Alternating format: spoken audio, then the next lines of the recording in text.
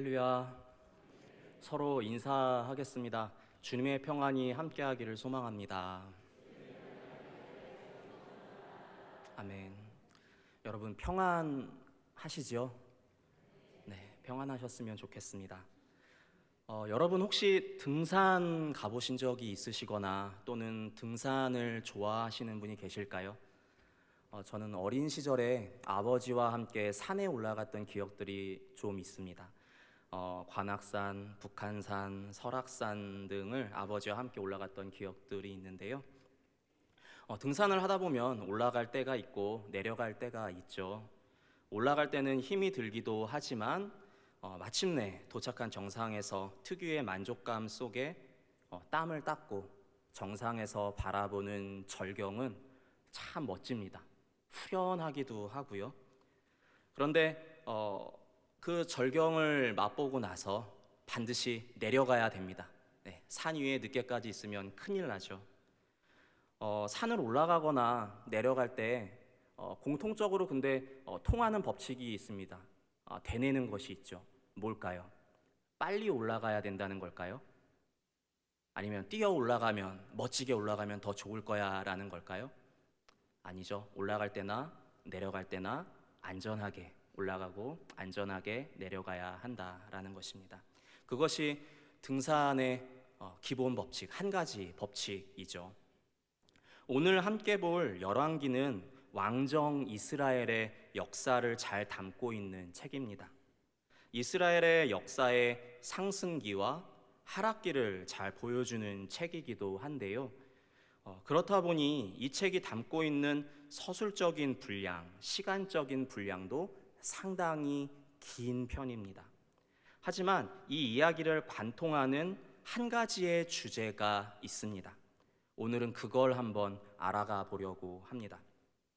앞에서 말한 것처럼 열왕기는 시간적인 분량이 상당합니다. 솔로몬의 왕으로서의 시작인 솔로몬의 죄인 970년부터 유다의 멸망인 586년까지이기 때문에 약 400년의 시간을 담고 있는 책입니다. 400년의 시간을 담고 있다 보니까 한 가지의 연대기가 아닌 세 가지의 연대기로 구성되어 있는데요. 먼저는 솔로몬 왕의 통치 연대입니다. 통일 이스라엘, 하나의 이스라엘의 역사이기도 하죠. 하지만 이후에 솔로몬이 죄악을 범합니다. 그래서 그 죄악의 과로 인하여 하나님께서 그의 아들 르호보암의 때에 분열을 일으키십니다. 그래서 이때부터 두 개의 연대기가 출현하는데 남유다의 통치 연대와 북이스라엘의 통치 연대입니다. 열왕기는 기본적으로 성경 외의 역사를 다루는 어느 역사책들처럼 연대적인 자료들을 나열하고 보여주는 모습을 우리에게 시사하는데요. 하지만 왕들의 일대기를 다루는 전기의 분량이 어떠한 이유로 인해서 서로 간의 차이가 좀 있습니다. 그 말은 일관적이지 않다라는 것은 이 전기, 왕의 전기를 다루는 것에 있어서 중요점이 없다라는 것이죠. 사회적, 경제적, 군사적, 정치적 노력 등 역사의 전형적인 관심에 그다지 관심이 없다라는 것입니다. 그렇다면 열왕기의 저자는 이 긴 역사의 흐름 속에서 무엇을 강조하고 싶었던 걸까요? 표면적으로 봤을 때는 인간의 연대를 다루는 것 같지만 바로 하나님의 언약을 다루고 있습니다. 중심의 주제로 다루고 있는 것이죠. 조금 더 풀어서 말하면 이렇게 말할 수 있을 것 같습니다. 하나님의 언약 안에서 진행되는 이스라엘의 역사를 말하고 싶었다라는 것입니다. 열왕기는 이스라엘 역사의 중심을 관통하는 모세 언약, 그 중에서도 특별히 신명기 언약과 왕조의 기초를 이루는, 그리고 이후에 오실 메시아를 예고하는 다윗 언약을 중심으로, 이 두 언약을 중심으로 이루어져 있는 책입니다. 그리고 이 언약들을 기초로 하여서 하나님께서 그 왕들과 왕의 시대를 평가하시는, 반복적으로 평가하시는 장면들을 보여주는 게 열왕기입니다. 특별히 신명기 언약에서는 하나님을 예배하는 부분을 다루는 신명기 12장과 하나님 앞에서의 순종과 불순종 이후의 결과를 다루는 28장의 내용들을 중점적으로 반복적으로 다루고 있습니다. 그리고 그 왕들을 평가할 때 반복적으로 등장하는 표현이 있는데 혹시 아시는 분이 계실지도 모르겠습니다. 바로 이 표현인데 다윗의 길과 여로보암의 길이라는 표현이에요. 이것은 각 왕들이 각자에게 허락된 시대 속에서 하나님 앞에 얼마나 신실하였는지 또는 신실하지 못하였는지를 말해주는 기준이 됩니다. 때문에 열왕기는 이 책이 역사적인 구성으로 이루어져 있지만 하나님 앞에서의 신앙적인 부분들을 더 중심 있게 다루는 모습을 가지고 있다. 그래서 이렇게 표현해 볼 수 있겠죠. 그냥 역사책이다라고 말할 수 없고 그 앞에 신학적인 역사 또는 신앙적인 역사를 서술한 책이라고 말할 수 있게 되는 겁니다. 앞에서도 이야기했지만 열왕기는 이스라엘 왕들과 그 역사를 다루는 부분이 있습니다. 하지만 왜 신앙적인 부분, 신학적인 부분을 통해서 왕들과 역사를 이야기하는 것일까요? 왜 굳이 그래야 할까요? 그것은 이스라엘 왕들의 독특한 위치 때문입니다. 일반적으로 왕 하면 우리는 통치자의 이미지, 절대자의 이미지를, 1인자의 이미지를 떠올리기 마련입니다. 하지만 이스라엘의 왕은 절대자, 온전한 통치자, 1인자가 아닙니다. 엄연히 따지고 보면 이스라엘의 왕은 2인자입니다. 그리고 이스라엘의 왕은 그림자이죠. 이것을 이렇게 표현해 볼 수 있겠습니다. 이방의 왕들은 오직 혈연 관계와 가지고 있는 권력을 통해서 왕위를 계승합니다. 그리고 그 힘으로 자신의 자리를 지켜나가고 유지하죠. 하지만 이스라엘의 왕들의 혈연 관계로 이어지는 건 맞습니다. 하지만 혈연 관계로만 그것이 지켜지는 게 아니라 그 관계를 지켜나가는 건 하나님께서 그에게 기름을 부으셨는가입니다. 즉 하나님께서 기름 부은 자가 그 나라의 왕이 되어 통치를 합니다. 그리고 그 통치는 하나님의 통치를 나타내는, 즉 대리 통치자로서 그 자리에 앉아 있는 것이죠. 그리고 하나님께서 그들에게 반복적으로 말씀하시는 것을 통치의 능력과 관련된 어떠한 것이 아니라 그가 능력이 있느냐, 능력이 얼마만큼 출중하였느냐, 얼마만큼의 재능을 가지고 있었느냐가 아니라 하나님 앞에서 온전히 한 사람의 예배자로 서 있었는가라는 것을 반복적으로 말씀하십니다. 이스라엘의 왕은 때문에 통치자이기 이전에 예배자여야 했습니다.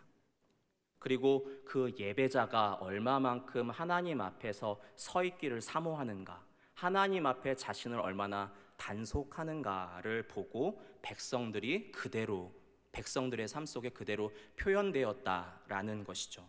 그래서 이스라엘의 왕은 대리 통치자이면서 동시에 예배자의 대표였습니다. 그 나라는 하나님을 예배하기 때문에 존재하는 나라가 됩니다. 그래서 이스라엘의 역사는 단순히 연대기적 순서와 현대 역사적인 기준으로 쓰여지는 것이 아니라 신앙적인 역사로 쓰여질 수밖에 없었던 것입니다. 이러한 신앙의 역사를 써내려가는 과정에서 반드시 존재해야 될 인물이 있습니다. 왕과 백성들 안에서 그 독특한 국가의 구조 속에서 반드시 등장하는 사람이죠. 네? 여기서 말씀하신 것 같은데 누구죠? 그쵸, 선지자죠. 네. 이스라엘은 지도자의 모습 또한 독특하지만 그렇기 때문에 국가의 형태도 독특합니다. 선지자가 있습니다. 이 선지자는 하나님의 기준, 하나님의 메시지를 전달하는 전달자, 메신저입니다. 그래서 왕과 백성이 하나님의 약속에서 멀어져 있으면 지금 당신들은 멀어져 있습니다. 하나님께서 이렇게 멀어져 있다라고 말씀하십니다. 라고 하나님의 메시지를 전해서 이스라엘이 온전히 하나님의 언약 안에서 살아갈 수 있도록 돕는 자들이었습니다. 특별히 열왕기 상하에는 아주 걸출한 두 명의 선지자가 나오죠. 바로 엘리야와 엘리사입니다. 이들의 사역의 시작과 마무리는 열왕기 상하를 구분짓는 기준이 되어주기도 하는데요. 성경에서 하나님의 선지자를 구분하는 기준이 있습니다. 이들이 하나님의 선지자인가 아닌가 기준이 있는데 그것은 그 선지자들을 통해 선포된 하나님의 말씀이 성취되는가 성취되지 않는가 하는 예언의 실제성입니다. 그리고 선지자를 통해 선포된 하나님의 메시지가 시간적인 차이는 있을 수 있지만 이루어지는 모습들을 통해서 그 모습들을 통해 열왕기에서 역사적인 사건들을 연결해 주는 주체가 아닌 그 예언의 드러남을 통해 이 열왕기를 관통하는 것이 인간적인 우연이 아닌 계획이 아닌 이스라엘의 하나님이시며 그분이 약속하신 바를 반드시 이루어 가시는 언약의 하나님이시구나라는 것을 다시 한번 발견하게 됩니다. 하나님께서는 당신께서 말씀하시고 약속하신 바를 이루어 가시는 하나님이시죠. 이 점은 그분을 따르는 백성들에게 그분을 신뢰하고 따르는 신앙의 힘이 됩니다. 그분의 신실하심을 불변하심을 나타내기도 하기 때문이죠. 하지만 이것은 하나님의 백성들에게 또한 그분을 경외할 수밖에 없는, 그분을 기뻐하면서도 두려워할 수밖에 없는 이유이기도 합니다. 왜냐하면 하나님의 보응하심이 이 언약을 기준으로 하여 드러나기 때문이죠. 이러한 모습은 열왕기 전체에 반복적으로 등장합니다. 하나님의 지혜, 듣는 마음을 구했던 왕 누구이죠? 솔로몬이지 않습니까? 그는 하나님의 지혜로 하나님께서 허락하신 나라와 그의 백성들을 다스렸습니다. 그 통치가 얼마나 뛰어났는지 이방의 왕들이 또 여왕이 와서 예물을 주고 그 지혜를 배워가고 싶어 할 정도였습니다. 제국들이, 열방들이 그 나라를 틈보지 못했습니다. 그 정도로 태평성대를 이루고 강성한 나라가 솔로몬 당시의 이스라엘이었습니다. 7년간 정성스럽게 지어진 하나님의 성전에 하나님의 영광이 함께했고 그 온전한 영광과 강성함이 충만한 나라가 그 시대였습니다. 하지만 솔로몬이 하나님의 지혜가 아닌 세상의 지혜를 쫓을 때 그 나라는 어떻게 되었습니까? 정치적인 결혼을 앞세워서 다양한 외교를 맺었고 그 외교 속에서 부를 축적하고 나태함 속에 빠졌으며 그 나태함 속에서 왕은 여인들에게 휘둘렸고 그 왕의 휘둘림이 국가적인 흔들림으로 표현되었습니다. 하나님의 지혜 안에 있을 땐 질서가 있었고 틈보지 못하는 나라였습니다. 하지만 세상의 지혜를 쫓게 되자 흐트러지는 모습, 혼란스러운 모습이 그 나라에 드러납니다. 그리고 이 가운데 하나님의 보응하심이 결국 하나의 이스라엘, 단결된 이스라엘을 흐트러지는 분열의 이스라엘로 이끌게 되죠. 그리고 이러한 모습은 남유다와 북이스라엘 왕국에서도 반복적으로 드러나기 시작합니다. 결국 그 시작부터 우상을 따르고 예배한 북이스라엘은 아수르에 의해서 일찍이 멸망의 길을 갑니다. 그에 비해 남유다는 하나님 앞에 의로운 왕들과 불의한 왕들이 반복적으로 등장하면서 특히 이스라엘 신앙의 갱신을 꿈꿨던 히스기야와 요시야라는 걸출한 왕들이 등장하기도 하죠. 이들은 하나님 앞에서 율법을 갱신하고 성전을 보수하고 절기와 예배를 정비하는 모습을 보여줍니다. 다시 한번 이스라엘이 일어나고 회복될 것만 같아 보였을 것입니다. 하지만 히스기야의 아들 므낫세의 죄과로 인하여서 남유다도 결과적으로는 멸망하게 됩니다. 히스기야와 요시야도 하나님의 진노를 돌이킬 수는 없었던 겁니다. 그렇다면 우리는 여기서 질문해 볼 수 있을 것입니다. 이게 끝인가요? 그래서 뭘 말하고 싶은 겁니까? 나라들이 망하는 걸 이야기하고 싶었던 겁니까? 라고 말이죠. 그런데 성경은 이게 끝이 아닙니다 라고 이야기하고 있습니다. 하나님께서는 그들을 징계하시기 위해 이 모든 것을 이끌지 않으시고 그들을 온전히 그의 백성답게 고치시기 위해 잠시 이들에게 이 시간을 허락하셨을 뿐입니다 라고 말하고 있어요. 그 증거로 남겨둔 게 아까 영상에서도 보셨듯이 여호야긴이라는 잡혀간 왕입니다. 그는 잡혀간 왕입니다. 하지만 그는 그 이방 땅에서 왕의 자녀들과 동등한 권세를 누리고 있는 모습을 보여줍니다. 이러한 모습을 볼 때 남유다와 북이스라엘이 결국 망한 것은 사실이지만 그 안에 하나님께서 온전히 그 불씨를 꺼트리지는 않으셨다라고 말할 수 있는 거죠. 그리고 우리가 그 결과에만 집착했을 때, 결과만을 중점적으로 봤을 때는 멸망한 거 아니야? 라고 이야기할 수 있지만 남유다와 북이스라엘이 멸망해 가는 과정을 봤을 때에는 또 하나님의 놀라운 보호하심을 보게 되는데, 북이스라엘은 그 왕조가 유지되는 동안 4번의 왕조로 바뀝니다. 수많은 숙청과 칼부림이 일어나죠. 권세가 권세를 뒤집는 일들이 벌어집니다. 하지만 남유다는, 제가 잘못 말했죠. 그렇죠. 북이스라엘이라고 말해야 되는데 남유다라고 말한 것 같습니다. 잘못 말했습니다. 그리고 북이스라엘은 그렇게 정권이 바뀌어갔지만 남유다는 오직 유일한 단일 계보로, 다윗의 계보로 유지되는 모습을 보여줍니다. 이것은 왕의 모습이, 왕의 형편이 어떠하든지 하나님께서 사무엘하 7장에서 다윗과의 관계 속에서 세우셨던 그 언약을 영원히 지켜가고 계시는 것에 대한 상징입니다. 하나님이 지켜가시는 왕조다라는 거죠. 어떻게 사람이 할 수가 없는 것입니다.